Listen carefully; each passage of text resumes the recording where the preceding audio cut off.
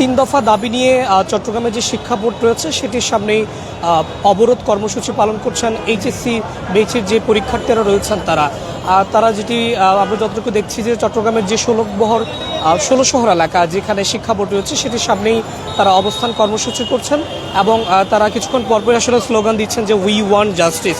যদি একটু জানিয়ে রাখতে চাই, মূলত তারা তিন দফা দাবি এখানে উত্থাপন করছেন এবং সেই তিন দফা দাবির মধ্যে তারা যেটি আসলে আমাদেরকে জানিয়েছেন যে গত 13 এবং 12 জুলাই যারা পরীক্ষায় অংশগ্রহণ করতে পারেনি বৈরী আবহাওয়ার কারণে তাদের যে পরীক্ষা সেটি পুনরায় করে দেওয়ার ব্যবস্থা করতে হবে। এর বাইরেও আসলে যারা সেখানে অ্যাডমিট কার্ড হারিয়েছে কিংবা অন্যান্য যেই পরীক্ষার সামগ্রীগুলো হারিয়েছে জরুরি কাগজপত্র সেগুলো তারা বলছিলেন যে আবারও পুনর্ভাবে শিক্ষা বোর্ডগুলো থেকে তাদেরকে পুনর্ভাবে দেওয়ার দাবি তারা জানাচ্ছেন। এর বাইরেও এই যে মূলত বৈরী আবহাওয়া স্বাভাবিক না হওয়া পর্যন্ত তারা বলছিলেন যে তাদের যেই পরীক্ষা সেটি স্থগিত রাখা হোক, পরীক্ষা আবারও যখন পরিস্থিতি স্বাভাবিক হবে, আবহাওয়া স্বাভাবিক হবে, তখনই যাতে আবারও তাদের যেই পরীক্ষা সেটি নেওয়া হোক সেই দাবি তারা জানাচ্ছিলেন। নিশ্চয়ই আমরা কিছুক্ষণ পরপরই শুনছিলাম যে এখানে বিভিন্ন চট্টগ্রামের যে বিভিন্ন কলেজ রয়েছে, বিভিন্ন শিক্ষা প্রতিষ্ঠান রয়েছে, সেখানকার যে সকল শিক্ষার্থীরা রয়েছেন তারা এখানে উই ওয়ান্ট জাস্টিস বলে কিছুক্ষণ পরপরই স্লোগান দিচ্ছেন। এবং এর বাইরে আমরা যতটুকু দেখছি যে চট্টগ্রামের শিক্ষা বোর্ডের সামনে যে নিরাপত্তা ব্যবস্থা সেটিও কিন্তু একেবারে জোরদার করা হয়েছে। আইন শৃঙ্খলা রক্ষাকারী বাহিনীর একেবারে কঠোর নিরাপত্তা বলয় কিন্তু তৈরি করা হয়েছে। তারা যেটি বলছিলেন যে এই দুই দফা দাবি যদি মেনে নেওয়া না হয় সেই ক্ষেত্রে এক দফা এক দাবি শিক্ষামন্ত্রী পদত্যাগের দাবি তারা জানাচ্ছেন এখান থেকে। এবং ঠিক এই নিয়ে ঠিক ঘণ্টাখানেক সময় ধরে তারা চট্টগ্রামের যেই শিক্ষা বোর্ড এলাকা রয়েছে সেটির সামনে তারা অবস্থান কর্মসূচি পালন করছে এবং এখান থেকে তারা বলছিলেন যে তারা শিক্ষা বোর্ডের যিনি প্রধান রয়েছেন চট্টগ্রাম তাকে একটি স্মারকলিপিও দেওয়ার কথা রয়েছে এবং তারপরেও হয়তো তারা তাদের যে আন্দোলন সেটি থামাবেন। এখনও পর্যন্ত তারা কোনো ধরনের আশ্বাস পাননি, যদি আশ্বাস পান তবেই হয়তো তারা সেই আন্দোলন থেকে ফিরে আসবেন। একটু জানতে চাইবো, লাইভে আছি, যে আপনাদের কি দাবিগুলো মূলত আপনারা চাইছেন বা আপনারা কয়েকজনের সাথে একটু কথা বলতে চাইবো,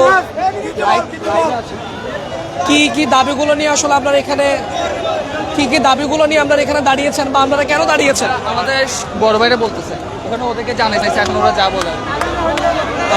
নিশ্চয় আমরা এখানে কয়েকজন আছে তাদের সাথে কথা বলার চেষ্টা করব। মূলত এখানে কি দাবিগুলো নিয়ে দাঁড়িয়েছেন, আসলে কেন দাঁড়িয়েছেন? আমাদের মূল দাবি হচ্ছে যে পরীক্ষা স্থগিত করতে হবে, কারণ আমাদের অনেক জায়গায় পরীক্ষার্থীদের পরীক্ষার সময় এই বৃষ্টির মোকাবেলা করতে গিয়ে ওদের অনেকজন অসুস্থ হয়ে পড়ছে, অনেকের অসুবিধা দেখা দিচ্ছে।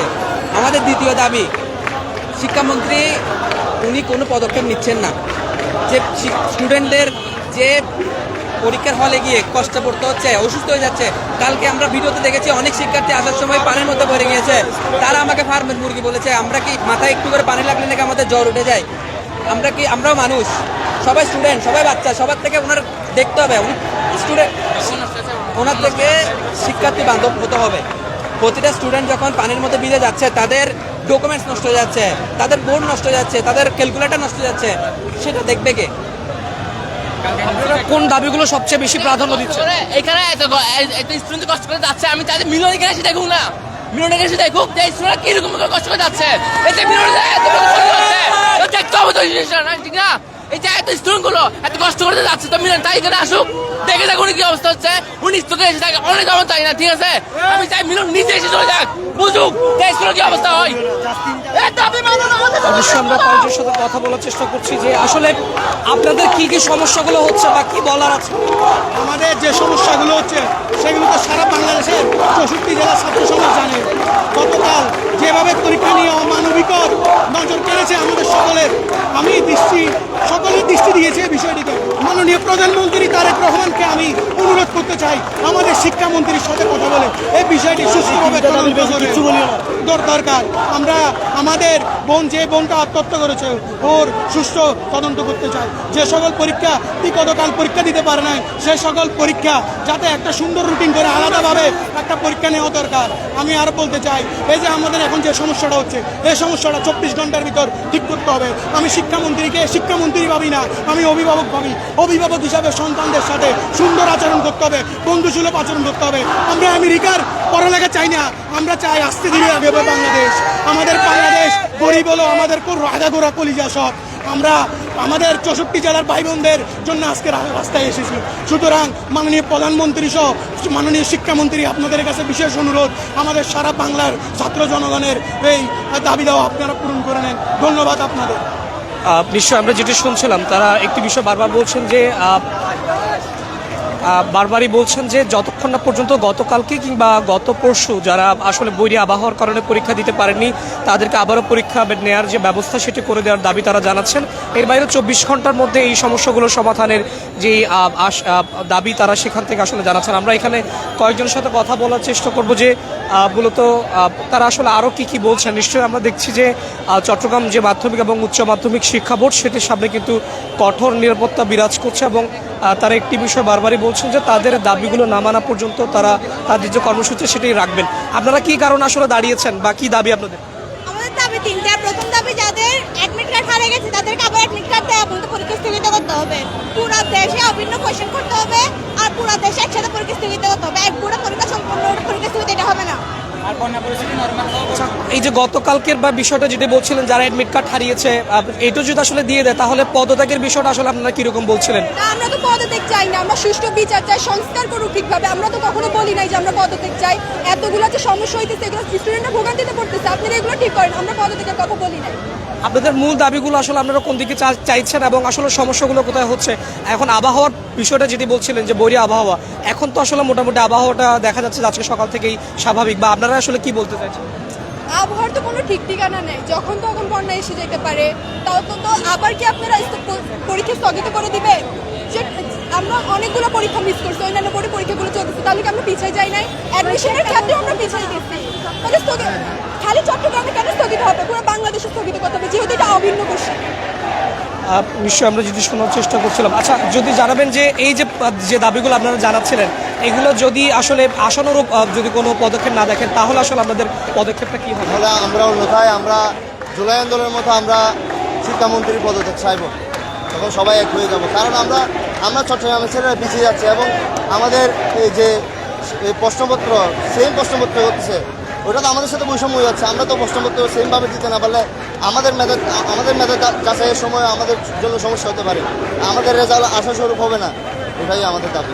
আপনি যদি একটু জানাতেন যে আপনাদের আসলে সবশেষ কি বলার আছে সরকারকে?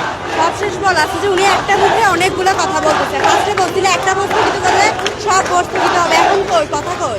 বলছিল যে অভিন্ন কোয়েশ্চেন হবে, এখানে আমরা তো আরেকটা কোয়েশ্চেনে যাচ্ছি। ওরা এক কোয়েশ্চেন, আমরা এক কোয়েশ্চেন, এটা তো বৈষম্য হচ্ছে। উনি পদত্যাগ করলে আমরা তো চাচ্ছি যে উঠে গাইফুল কেন বড় কিছু একটা উনি দরকার।